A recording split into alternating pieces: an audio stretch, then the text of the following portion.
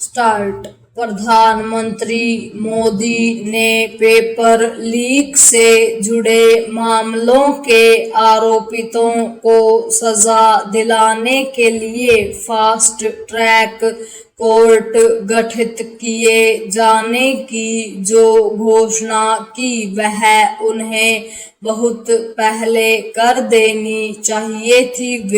अच्छा होता कि इस विषय पर वे समय रहते देश को सीधे तौर पर संबोधित करते।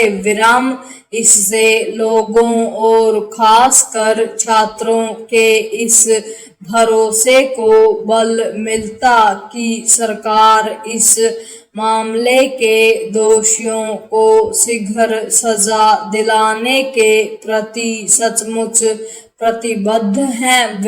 जैसे नीट मामले में प्रधानमंत्री का सीधे तौर पर वक्तव्य आने में देरी हुई, वैसे ही इस प्रकरण को लेकर धरने पर बैठे समूह कॉकरोच जनता पार्टी से संवाद करने में भी इसका परिणाम यह हुआ कि न केवल सीजेपी के संसद मार्च में हिंसा हुई बल्कि राजनीतिक रोटियां सेकने वालों को भी मौका मिल गया। इसके पहले मौका उन्हें भी मिला जो सीजेपी के संसद मार्च में शामिल होकर अराजकता फैलाने का इरादा रखते थे। वे अपने इरादे में इसलिए सफल रहे क्योंकि पुलिस न तो भीड़ का अनुमान लगा सकी और न ही उसकी उग्रता का। पुलिस के पास शायद अचानक उमड़ी और संसद भवन जाने को उतावली भीड़ से निपटने की कोई ठोस रणनीति या तैयारी नहीं थी। इसके अभाव में ही उसे शक्ति का सहारा लेना पड़ा जो स्वाभाविक रूप से एक मुद्दा बन गई है। विपक्ष इस मुद्दे को भुनाने का कोई मौका नहीं छोड़ना चाहता और इसीलिए उसने यह मांग रख दी है कि संसद तब चलेगी जब पुलिस की सख्ती पर प्रधानमंत्री माफी मांगने के साथ शिक्षा मंत्री धर्मेंद्र प्रधान से त्यागपत्र लेंगे। पैरा विपक्षी दलों जैसा रवैया सीजेपी ने भी अपना लिया है। वह अपनी शर्तों के साथ साथ अपने बताए ठिकाने पर सरकार से बात करने पर अड़ गई है।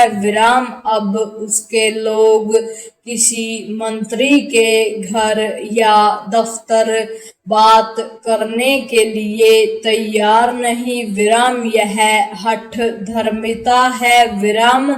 इससे विचित्र और कुछ नहीं हो सकता कि गतिरोध इस पर कायम हो जाए कि बात कहाँ होनी चाहिए कहना कठिन है कि उसके और सरकार के बीच का गतिरोध कैसे टूटेगा लगता है जैसे विपक्ष की दिलचस्पी संसद चलने देने में नहीं, वैसे ही सीजेपी की भी पहली प्राथमिकता परीक्षा व्यवस्था में सुधार की नहीं दिखती। उसका एकमात्र उद्देश्य शिक्षा मंत्री का त्यागपत्र दिखता है विराम। इस हिसाब से तो उन सभी राज्यों के शिक्षा मंत्रियों के त्याग पत्र मांगे जाने चाहिए जहां पिछले कुछ वर्षों में पेपर लीक हुए हैं। विराम छात्र हित के नाम पर की जा रही इस राजनीति के बीच सरकार को यह सचमुच सुनिश्चित करना चाहिए कि पेपर लीक के दोषियों को सच में समय पर कठोर दंड मिले। विराम इसके लिए सीबीआई को भी तत्परता दिखानी होगी। विराम यह शुभ संकेत नहीं कि 2024 के नीट पेपर लीक मामले के मुख्य आरोपित के खिलाफ सीबीआई को कोई प्रमाण नहीं मिले। पूर्ण विराम।